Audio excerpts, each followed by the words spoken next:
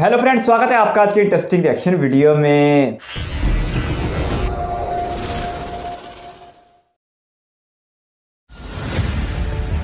सब तक क्वालिटी और अफोर्डेबल स्वास्थ्य सुविधाओं की पहुंच हो, इस सोच के साथ 2014 से पहले के जीर्ण शीर्ण चिकित्सा ढांचे की स्थिति में सुधार और 21वीं सदी के भारत के लिए आधुनिक हेल्थ केयर इंफ्रास्ट्रक्चर के निर्माण के लिए माननीय प्रधानमंत्री श्री नरेंद्र मोदी जी के दूरदर्शी नेतृत्व तथा कुशल मार्गदर्शन में आज देश तेजी से अग्रसर है। आज 1.5 लाख हेल्थ एंड वेलनेस केंद्रों के माध्यम से सबको अच्छी और मुफ्त स्वास्थ्य सेवाएं उनके घरों के पास मिल रही हैं। आयुष्मान भारत प्रधानमंत्री जन आरोग्य योजना से गरीबों को सालाना 5 लाख रुपए तक का मुफ्त उपचार मिल रहा है और जन औषधि केंद्रों से मिल रही है सस्ती और अच्छी दवाइयाँ। 24 करोड़ से अधिक डिजिटल स्वास्थ्य ID जारी किए गए हैं। सदी की सबसे बड़ी महामारी के खिलाफ देश ने दुनिया का सबसे बड़ा टीकाकरण अभियान चलाया। पिछले 8 वर्षों में मेडिकल कॉलेजों की संख्या 387 से बढ़कर लगभग 650 हो गई है।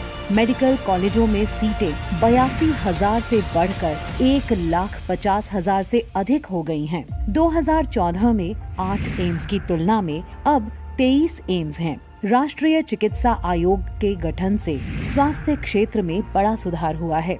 आजादी के इस अमृतकाल में एक सशक्त हेल्थ केयर सिस्टम विकसित करने की दिशा में देश तेजी से आगे बढ़ रहा है। इसी कड़ी में हिमाचल प्रदेश और आसपास के लोगों के लिए गुणवत्तापूर्ण स्वास्थ्य सेवाएं सुनिश्चित करने के लक्ष्य के साथ 247 एकड़ क्षेत्र में 1471 करोड़ की लागत से एम्स बिलासपुर की स्थापना की गई है। इसके निर्माण का सीधा लाभ हिमाचल प्रदेश के दुर्गम और पहाड़ी इलाकों के लोगों के साथ साथ पंजाब और हरियाणा के लोगों को भी मिलेगा।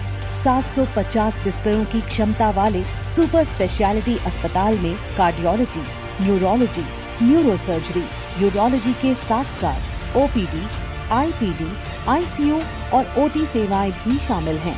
इसके साथ साथ आपातकालीन और ट्रॉमा सेवाएं और एक समर्पित आयुष ब्लॉक भी है।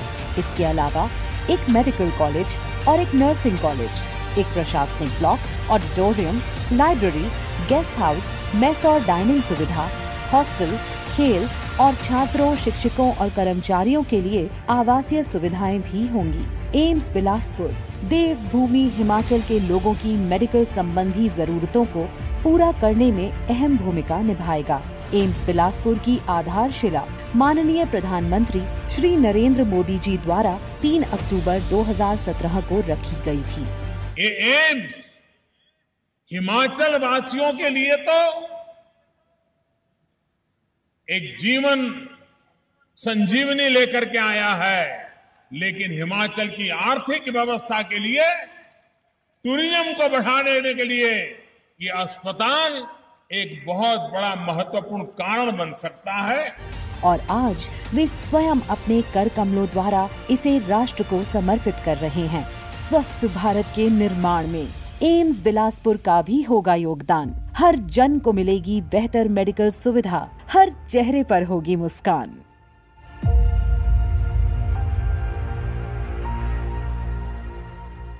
All India Institute of Medical Sciences यानी एम्स, जो 2014 से पहले इन अस्पतालों की तादाद 8 हुआ करती थी, अब बढ़ाकर 23 तक कर दी गई है, जिसकी वजह से भारत के तूलो अर्ज में, भारत के कोने कोने में मरीजों को बहुत ज़्यादा और आलमी मयार की सेहत की सहूलतें मुयस्सर आ चुकी हैं।